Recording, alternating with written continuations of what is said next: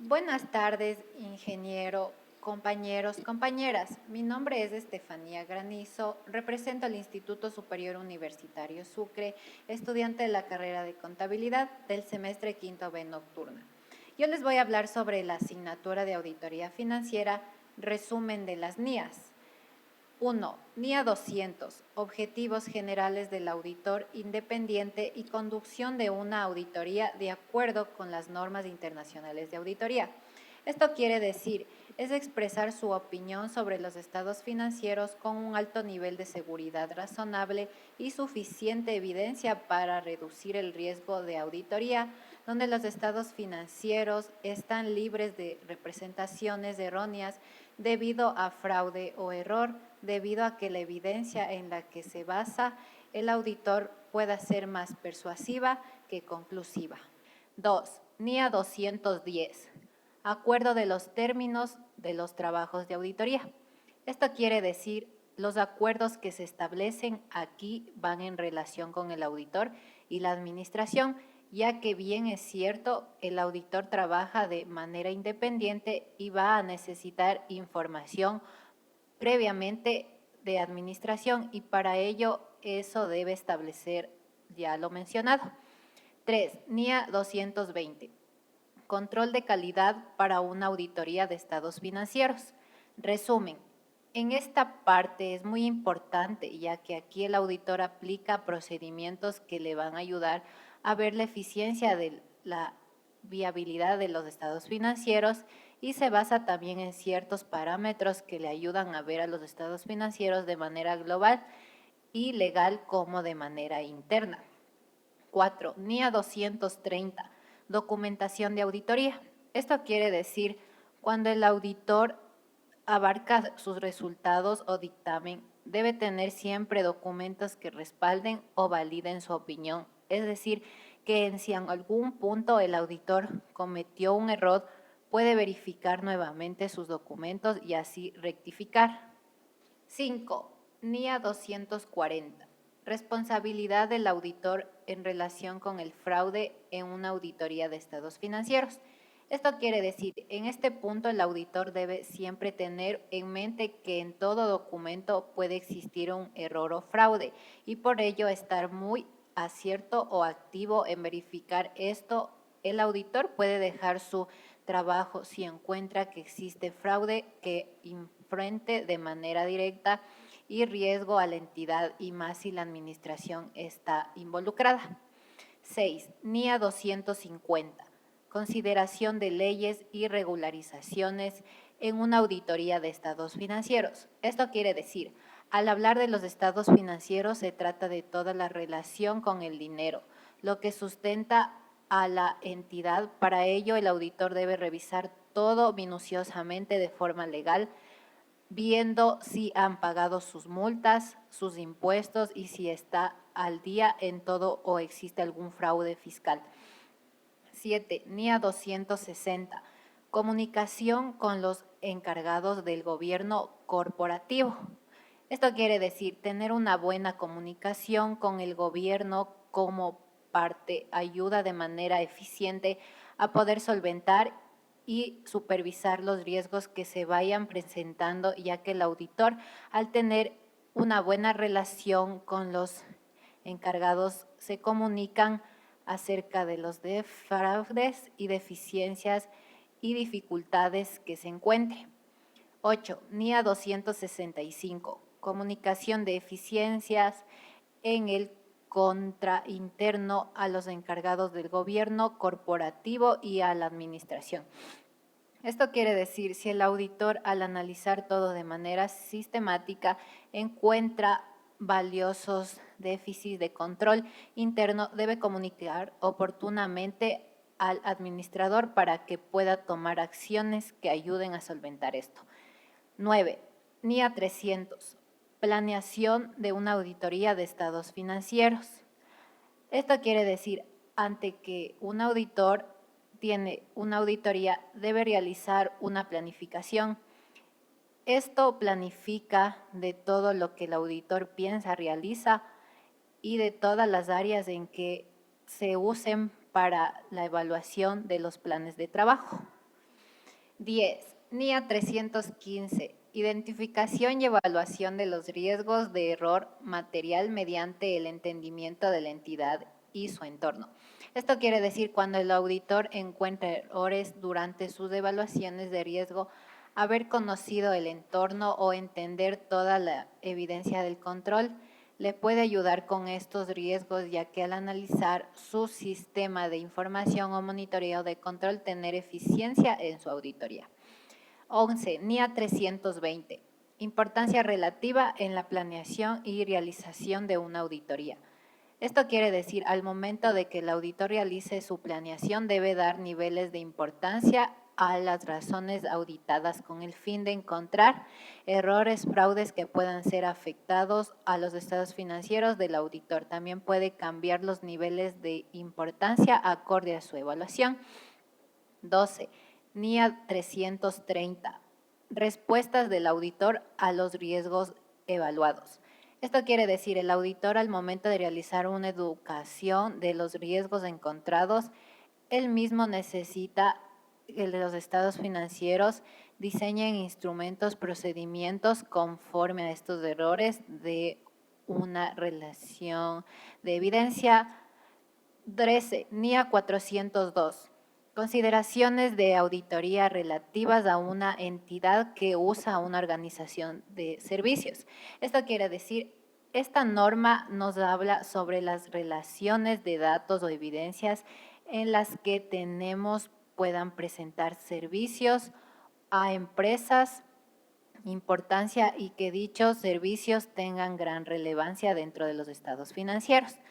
14. NIA 450. Evaluación de los representantes erróneos identificados durante la auditoría. Esto quiere decir, dentro de esta norma, el auditor resulta los recursos erróneos de identificación durante su auditoría. Dentro de ellos, inducirán con el fin de determinar los departamentos de los estados financieros. 15. NIA 500. Evidencia de auditoría. Esto quiere decir cuando un auditor va a realizar un dictamen o dar sus conclusiones, debe siempre tener el respaldo, su opinión respecto a su auditoría. El auditor, todos de evidencia, debe solicitar a la administración y estos deben ser integrados y confiables. 16. NIA 501. Evidencia de auditoría, consideraciones específicas para partidas seleccionados. Esto quiere decir, esta norma habla acerca de los inventarios, lígitos y reclamaciones que tiene una importancia de relación dentro de los estados financieros. 17. NIA 505. Confirmaciones externas. Esto quiere decir, esta norma se basa en los procedimientos que el auditor debe realizar para tener una confirmación externa. Esta confirmación ayuda a que las evidencias obtenidas sean confiables y seguras. Y además el auditor va a analizar si la información es relevante o si necesita obtener más información. 18. NIA 510. Trabajos iniciales de auditoría y saldos iniciales. Esto quiere decir, esta norma a qué sirve para análisis y de auditoría debe realizar a los saldos iniciales a través de los estados financieros y ver si los saldos iniciales tienen o no errores para así siempre tener evidencia, ya que el auditor a realizar da su opinión y debe ser justificada. 19. NIA 520. Procedimientos analíticos. Esto quiere decir los procedimientos analíticos que el auditor implementa, diseña, le ayuda a dar una conclusión más general sobre los estados financieros. 20. NIA 530. Muestreo de auditoría. Esto quiere decir, esta norma se basa en los datos estadísticos que un auditor debe realizar. Por ejemplo, él debe resumir una cuenta que tiene y así poseer sistemáticamente. 21. NIA 540. Auditoría de estimaciones contables, incluyendo estimaciones contables del valor razonable y revelaciones relacionadas. Esto quiere decir el auditor, para poder tener evidencia respecto a si las estimaciones contables son o no razonables, debe tomar como en cuenta referencias de información financiera para así ser aplicado. 22. NIA 550. Partes relacionadas. Esto quiere decir, es una norma que nos habla acerca de las partes que se encuentran relacionadas con la entidad auditada del auditor. 23. NIA 560. Hechos posteriores. Esto quiere decir, los hechos posteriores hacen referencia a que después que el auditor haya dado su dictamen y con él conclusiones o durante la fecha de dictamen, la administración es lo que se encarga de planificar la auditoría o cambios de riesgos. 24. NIA 570. Negocio en marcha. Esto quiere decir, para que el auditor pueda presentar su dictamen, respetar al negocio en marcha, debe recolectar toda la evidencia e información. 25. NIA 580. Declaraciones escritas. Esto quiere decir, esta norma realiza o declaraciones que el auditor solicita a la administración para comprobar el cumplimiento respecto a los estados financieros. 26. NIA 600. Consideraciones especiales, auditorías de estados financieros de grupo, incluido el trabajo de las auditorías de los componentes. Esto quiere decir, el auditor habla sobre los lineamientos y debe tener en cuenta el auditor para realizar la auditoría de un grupo. 27. NIA 610. Uso del trabajo de auditores internos. Se trata de la función de auditoría interna, ya que depende de la organización y estructura de la entidad que se ocupa del monitoreo del control interno. 28. NIA 620. Uso del trabajo de un experto. Se trata de las obligaciones del auditor con respecto al trabajo de una persona u organización en un campo de especialización durante al de la auditoría establecida. 29. NIA 700. Formación de una opinión e informe sobre estados financieros. Esto quiere decir, se trata el debe que tiene el auditor el momento de formar una opinión sobre los estados financieros y menciona cómo debe ser la presentación y el contenido del informe de auditoría. 30. NIA 705. Modificaciones a la opinión en el informe del auditor independiente. Esto quiere decir, se trata sobre la estructura y control de un informe de auditoría y estos se ven afectados con el auditor expresa una opinión modificada. 31. NIA 706. Párrafos de énfasis sobre asuntos y párrafos de otros asuntos en el informe de auditor independiente. Se trata sobre las circunstancias en las que el auditor ha considerar incluir en el informe de auditoría para que se corresponda a los estados financieros de auditoría en sí. 32. NIA 710. Información corporativa, cifras correspondientes y estados financieros comparativos. Esto quiere decir, el auditor debe obtener la suficiente y apropiada evidencia de auditoría sobre la información comparativa incluida en los estados financieros, está presentando de acuerdo al marco de referencia. 33. NIA 720. La responsabilidad del auditor en relación a otra información, documentos que contienen estados financieros auditados. Esto quiere decir, el auditor debe responder oportunamente y apropiadamente cuando los documentos que contienen los estados financieros auditados y el dictamen, el auditor incluya otra información que pueda afectar su credibilidad. 34. NIA 800. Consideraciones especiales, auditoría de los estados financieros preparados de acuerdo con su marco para propósitos especiales. Esto quiere decir, el auditor aplica las normas internacionales de la auditoría y debe tener en cuenta las consideraciones especiales en una auditoría de estados financieros. 35. NIA 805. Consideraciones especiales. Auditoría de un estado financiero individual y elemento específico cuentas o partidas de un estado financiero. Esto quiere decir el auditor debe atender las consideraciones especiales para una auditoría de los estados financieros en donde tome en cuenta los estados financieros de la auditoría. 36. NIA 810. Compromisos para informar sobre estados financieros resumidos.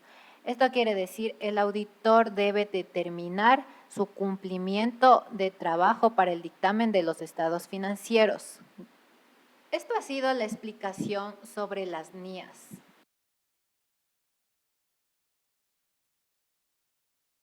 Yo les voy a hablar sobre auditoría financiera en un cuadro comparativo de COSO 1, 2, 3.